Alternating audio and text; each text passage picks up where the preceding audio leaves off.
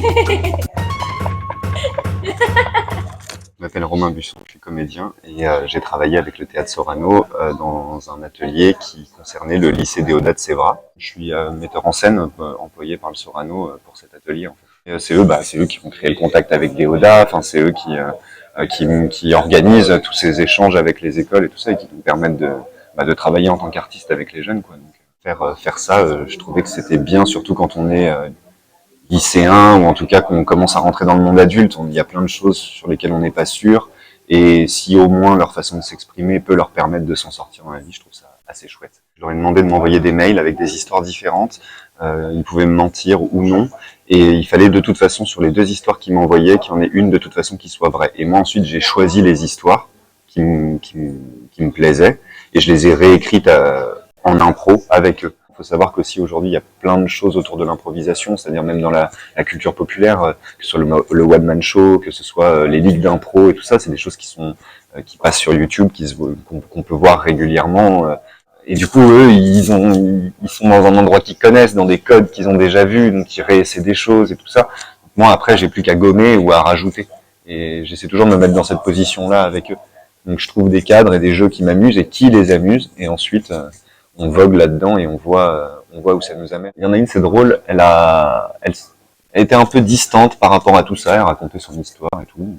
Ça avait pas l'air de l'affecter plus que ça, d'autant que l'histoire en plus, c'était pas un truc que elle, je pense, avait vécu d'incroyable, tu vois.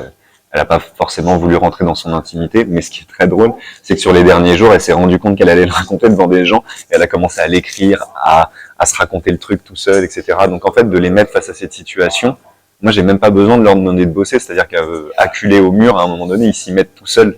Vu que ça parle d'eux, vu que c'est eux qui vont parler et tout ça, il y a un moment donné, moi je leur ai donné les consignes, je leur ai donné les clés pour que ça se passe bien. J'étais pas là pour leur mettre la pression ou quoi, ils se la mettaient tout seuls en fait.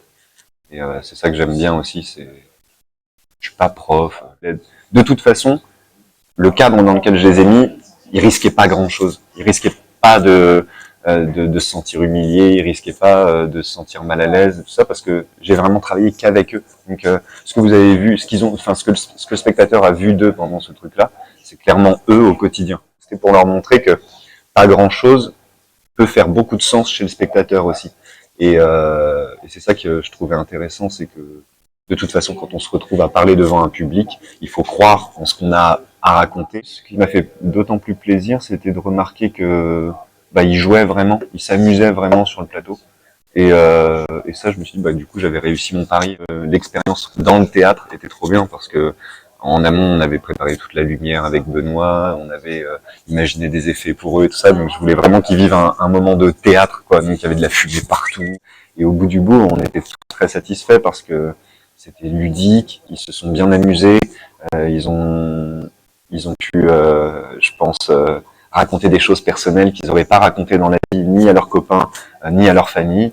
Et je trouve que c'est un peu ça la force du théâtre aussi, c'est voilà, derrière, je sais pas ce que les parents en ont pensé, ou je sais pas ce que les professeurs en ont pensé, en tout cas, je pense qu'ils ont découvert leurs élèves autrement dans cet exercice, ou leurs enfants autrement. Et ça, je trouve que c'est hyper important que l'art, en général, puisse permettre ça, puisse permettre l'expression de choses un peu intimes qu'on n'aurait pas l'habitude qu'on pourrait pas dire devant les gens, mais le plateau ou la peinture ou la sculpture nous permettent de faire ça.